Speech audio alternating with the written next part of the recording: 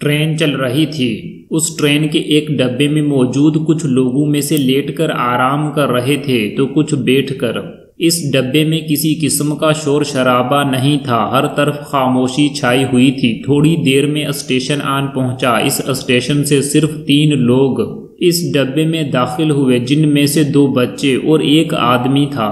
یہ بچے چیخو پکار کے ساتھ اس ڈبے میں داخل ہوئے۔ یہ بچے اس طرح رو رہے تھے جیسے کوئی ٹرک ان پر سے گزرا ہو، پاگلوں کی طرح روتے ہوئے، چیختے ہوئے، کبھی ادھر تو کبھی ادھر، کبھی اس بندے کو چھیڑتے ہوئے، پاؤں میں چمٹتے ہوئے تو کبھی اس بندے کے سامان میں اپنا منہ ڈالتے ہوئے، خود کو بے یار و مددگار سمجھتے ہوئے ٹرین کے اس ڈبے کو سر پر اٹھائے ہوئے تھے، جبکہ ان بچوں کا باپ آرام سے آنکھیں بند کرتے ہوئے سیٹ پر بیٹھ چکا تھا۔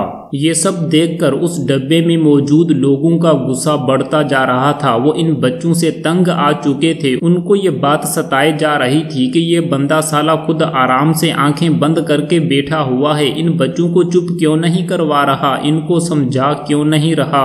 غصے سے کچھ لوگ اٹھے، انہوں نے جاتے ہی اس آدمی کو گریبان سے پکڑ لیا، 1-2 نے تھپڑ بھی مار ڈالے، لیکن بچوں کے باپ نے کسی کو کچھ نہ کہا، اپنی آنکھیں بند کر کے بیٹھا رہا۔ پھر ایک آدمی اٹھا، اس نے قریب آ کر اس بندے سے خیریت کا حال پوچھنا شروع کر دیا اور دوسرے لوگ بھی اس کے قریب آنے لگے تاکہ ماجرا سمجھ سکیں۔ پھر بچوں کے باپ نے بات شروع کی کہ ہم لوگ اس شہر میں کسی کام سے آئے تھے، روڈ کراس کرتے ہوئے بچوں کی ماں کا روڈ پر ایکسیڈنٹ ہو گیا۔ ہم بڑی مشکل سے اس کو ہاسپٹل لے گئے، ڈاکٹرز نے کہا کہ یہ مر چکی ہے، پھر ہمارے پاس پیسے نہیں تھے، اسی لیے ہم نے لاش کو ہاسپٹل کے حوالے کر دیا۔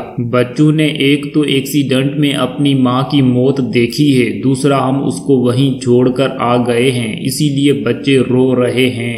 یہ بات سنتے ہی لوگوں کے آنکھوں سے آنسو بہنے لگے، وہ بچوں کے باپ کے قدموں میں گر گئے کہ ہمیں معاف کر دیجیے۔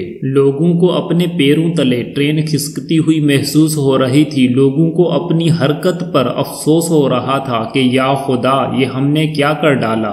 بس جب سے میں اوپیڈیا نے یہ کہانی سنی ہے، مجھے کبھی کسی پر غصہ نہیں آیا، کیونکہ مجھے یہ کہانی یاد آ جاتی ہے۔ جس بندے پر ہمیں غصہ آ رہا ہوتا ہے، اس نے بھی اس قسم کی کہانیوں کو اپنی مسکراہٹ کے پیچھے چھپائے رکھا ہوتا ہے۔ دوست، غصے کے بھی 2 اقسام ہیں، ایک وہ غصہ جو ہم دوسروں پر کرتے ہیں، دوسروں پر غصہ کرنے سے پہلے ہمیں ہمیشہ اوپر بتائی گئی کہانی یاد رکھنی چاہیے اور یہ سوچنا چاہیے کہ وہ بندہ شاید کچھ چیلنجز فیس کر رہا ہوگا، اس کے لیے اللہ سے دعا کرنی چاہیے۔ اگر ہو سکے تو یہ جاننے کی کوشش بھی کرنی چاہیے کہ وہ ایسا کیوں کر رہا ہے، اس کی کمزوری کو اس کی خوبی میں بدلنا چاہیے اور اس کے ساتھ ہمدردی کرنی چاہیے۔ اس قسم کے لوگ ہمارے آس پاس ہی موجود ہوتے ہیں یا ہمارے اپنے ہوتے ہیں یا جن سے ہمیں واسطہ پڑتا ہے۔ اس کے علاوہ کچھ لوگوں سے ہمیں حادثاتی طور پر واسطہ پڑتا ہے، جیسا کہ آپ گاڑی ڈرائیو کر رہے ہو اور پاس سے بہت تیز گاڑی گزرتی ہے، ایکسیڈنٹ ہوتے ہوئے بچ جاتا ہے، تو ہمیں اس بندے کو پیچھے سے گالی دینے کے بجائے، غصہ کرنے کے بجائے یہ سوچنا چاہیے کہ شاید اس کو کوئی ایمرجنسی ہو، کوئی حادثہ ہوا ہو۔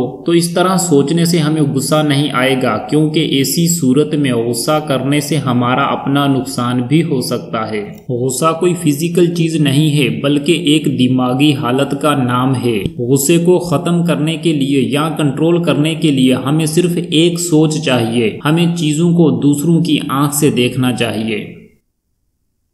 اگر 2 بندوں کے درمیان بہت بڑا موبائل پڑا ہو تو ایک کو ٹچ اسکرین سائٹ نظر آئے گی جبکہ دوسرے کو بیک سائڈ کیمرہ سائٹ نظر آئے گی۔ اگر یہ والا بندہ کہے کہ یہ اسکرین ہے اور دوسرا بندہ فوراً کہے نہیں تم جھوٹ بول رہے ہو، یہ اسکرین نہیں ہے بلکہ کیمرہ ہے، تو انہیں لڑنے کے بجائے ایک دوسرے کے اوپینین کو اہمیت دینا چاہیے۔ یہی چیز عموماً غصہ اور لڑائی کا باعث بنتی ہے۔ ہم اپنی بات کو سچ سمجھ رہے ہوتے ہیں اور سامنے والے کی بات کو جھوٹ، حقیقت میں دونوں اپنی اپنی جگہ پر ٹھیک ہوتے ہیں۔ غصہ ایک زہر ہے جو بندے کے جسم میں پھیل کر نقصان پہنچاتا ہے۔ جب بندہ کسی پر غصہ نکال لیتا ہے تو بعد میں شرمندگی محسوس کرتا ہے، دوسروں کی آنکھوں میں خود کو ڈی گریڈ محسوس کرتا ہے غصہ ایک آگ کی طرح ہے، اس سے فائدہ بھی اٹھایا جا سکتا ہے۔ غصے کی حالت میں بندے کا سب کانشیس مائنڈ آسانی سے کامیابی کے لیے پروگرام کیا جا سکتا ہے، کیونکہ اس وقت بندے کا شعور کام نہیں کر رہا ہوتا۔ اس وقت بندے کو پازیٹیو افرمیشنز بولنی چاہیے، جیسا کہ I am champion, I am the best, I can do this, اور اپنے غصے کی طاقت کو اپنے کام پر لگا دینا چاہیے۔ ایک مرتبہ دو لڑکے ہلکا پھلکا لڑ رہے تھے۔ ایک شرارتی بندے نے ان کو اچھی طرح لڑانے کے لیے کہنے لگا، ادھر پتھر پڑا ہوا ہے، یہ اٹھا کر نہیں مارنا، یہ ڈنڈا بھی نہیں مارنا، اس کو بازو پر کاٹنا بھی نہیں، اس کی شرٹ بھی نہیں پھاڑنا، کل ہی نئی خریدی ہے، مٹی اٹھا کر اس پر نہیں پھینکنا۔ دوست، آپ کے خیال میں اس بندے نے لڑکوں کو جن باتوں سے منع کیا، کیا ان لڑکوں نے وہ سب نہیں کیا؟ بالکل کیا، پتھر ڈنڈے کاٹنا پھاڑنا سب کچھ ہوا، کیونکہ غصے کی حالت میں ہمارا شعور تو کام نہیں کر رہا ہوتا، اور غصے کی ایموشنل پاور ان باتوں کو فوراً ایکشن مائنڈ میں ڈال دیتی ہے۔ یہ تو میں نے پہلے کئی ویڈیوز میں بتایا ہے کہ ہمارا دماغ نو نہیں کو نہیں پروسیس کرتا۔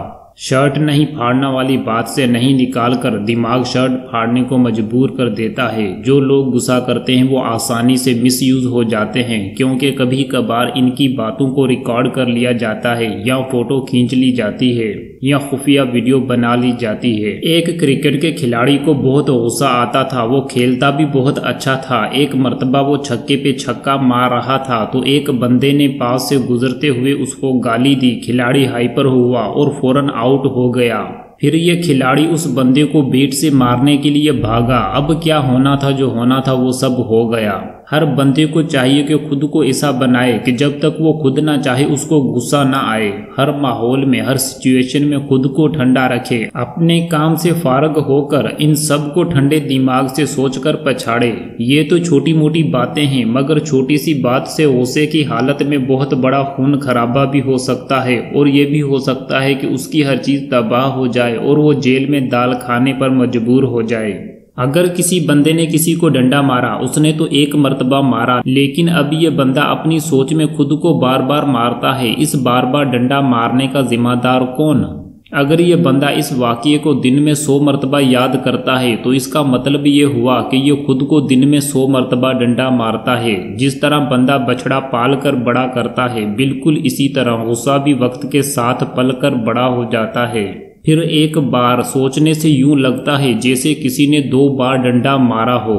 آج کل لوگ معمولی سی چھوٹی سی باتوں کو اپنے دماغ میں ہی پال پوس کر بڑا کر لیتے ہیں، پھر اسی کی مار کھاتے رہتے ہیں۔ لوگ اس بات کو نہیں جانتے کہ خوش رہنا اور مسکرانا ہی دشمن کے لیے سب سے بڑی سزا ہوتی ہے۔ اگر کوئی بندہ کوئلہ اٹھا کر دوسرے کو مارتا ہے، دوسرے کو لگے نہ لگے لیکن خود فوراً جل جاتا ہے، بالکل اسی طرح غصہ بھی بندے کو خود کو جلا دیتا ہے، جبکہ جس پر غصہ کیا جاتا ہے کافی بار اس کو پتہ بھی نہیں ہوتا۔ ماچس کی اسٹک کا سر تو ہوتا ہے مگر دماغ نہیں، اسی لیے تھوڑی سی رگڑ سے خود کو جلا لیتی ہے۔ غصے سے بھرے بندے میں اور پاگل میں بہت تھوڑا فرق ہوتا ہے۔ فلمز میں بھی کافی بار آپ نے دیکھا ہوگا، اگر کسی کو چلتے ہوئے دروازہ لگ جاتا ہے تو وہ پھر سے دروازے کو ٹھوکر مارتا ہے اور زیادہ زخم کھاتا ہے۔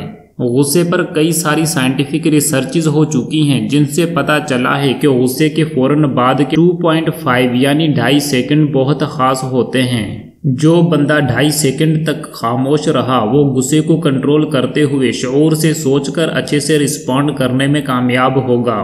اگر وہ 3 سیکنڈ تک خاموش نہ رہا تو وہ فوراً ری ایکٹ کرتے ہوئے کوئی بڑا نقصان بھی کر سکتا ہے۔ ہمیں یہی چیز اسلامی تعلیمات سے بھی ملتی ہے۔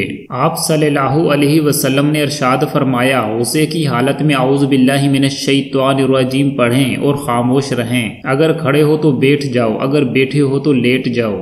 آپ صلی اللہ علیہ وسلم کی یہ بتائی ہوئی ٹیکنیک سچ میں بہت کام کرتی ہے۔ آرام سے اعوذ باللہ من الشیطان الرجیم پڑھنے میں تقریباً 2.5 سیکنڈ ہی لگتے ہیں۔ غصہ ایسا زہر ہے جو سب سے پہلے دماغ اور پھر दिल पर असर करता है। गुस्सा करने वाले बंदे को हार्ट अटैक या दिमाग की नस फटने का बहुत ज़्यादा खतरा होता है। शुगर और ब्लड प्रेशर जैसी बीमारियां भी गुस्से से ही जन्म लेती हैं। गुस्से से सर के बाल झड़ते हैं, चेहरे की खूबसूरती खत्म हो जाती है, तमाम आज़ा, आंख, कान, दिमाग वगैरह जल्द कमज़ोर हो जाते हैं, बंदा बूढ़ा होकर जल्द मर जाता है। अगर कोई बंदा इन चीज़ों पर अमल करे तो गुस्से पर काफ़ी हद तक काबू पाया जा सकता है। नंबर 1, हेल्दी खाना। नंबर 2, हर रोज़ एक्सरसाइज यानी वर्जिश करना। नंबर 3, अच्छी नींद लेना।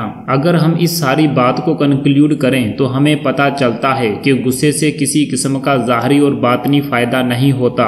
गुस्से के दौरान हमें अपने दिमाग को अच्छी चीज़ों के लिए प्रोग्राम करना चाहिए। बस जो हम चाहते हैं उसको बार बार पॉजिटिवली रिपीट करना चाहिए। जब हम पॉजिटिव अफर्मेशंस को रिपीट करते हैं तो इनके साथ हमारे गुस्से की ताकत भी शामिल हो जाती है। तो ये बातें 1000 गुना ज़्यादा ताकत के साथ हमारे सबकॉन्शियस माइंड में दाखिल हो जाती हैं और हमारा कॉन्शियस माइंड इनको रोक नहीं पाता।